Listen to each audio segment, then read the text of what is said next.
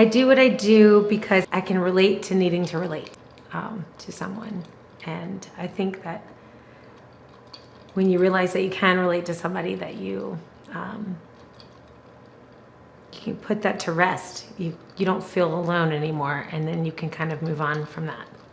And then I feel like hearing somebody's story is, telling your own story is therapeutic in its own way, because when somebody says, yeah, that's normal, or yeah, that's a human experience, that you, especially adolescents or people new to having human experiences, will say, it's normal, and will feel really great about that. And they can kind of move on from there and say, what do I do from there? So step one kind of begins after telling your story. I feel really grateful being given the experience, or being given the opportunity to be in a moment where somebody tells me something that they have been dying to tell somebody, but they haven't had the courage to do so. I think that it's rewarding when people come to me and say that they have been to multiple psychotherapists in the past, and that they have had a much more robotic experience than they have with me. I helped a young man, a 14-year-old, get his first job or internship at a skateboarding shop, and I help people in custody cases decide when they're age appropriate, to decide which parent that they want to be with. And a lot of times the children feel really stuck, and you have to be with both parents. And when one parent is not delivering to the point of where they're really unhappy with being with 50% of their family, they've decided what makes them happy. And the court says, well, we're not going to listen to that. At a certain age, they start to listen to what makes you happy. I think the turning point for me was when I went through my own trauma and realized that there was such a niche in understanding where somebody was coming from within something so horrible in your life, and that when someone who hasn't been through it themselves, or something horrible themselves, and they say that must be horrible, you think you don't know what you're talking about.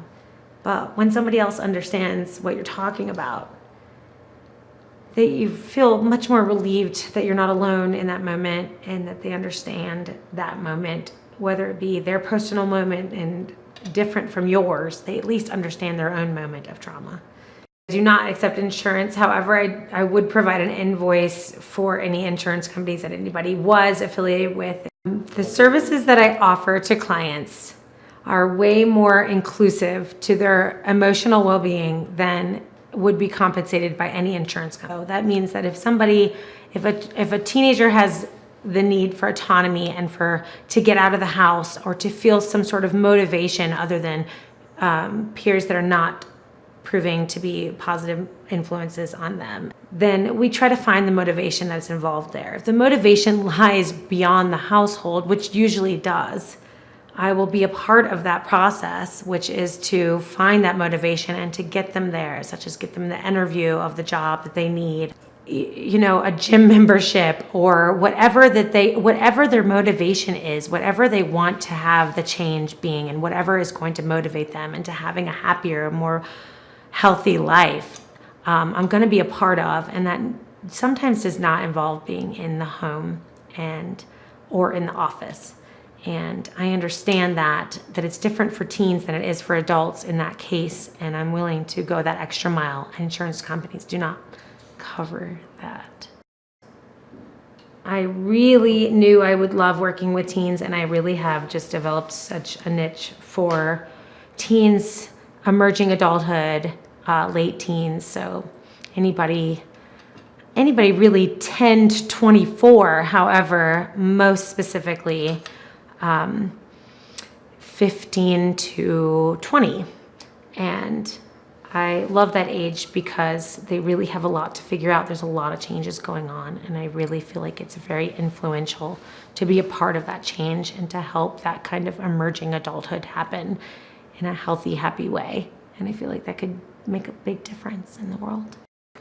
They can call, they can email. I have a website coming soon.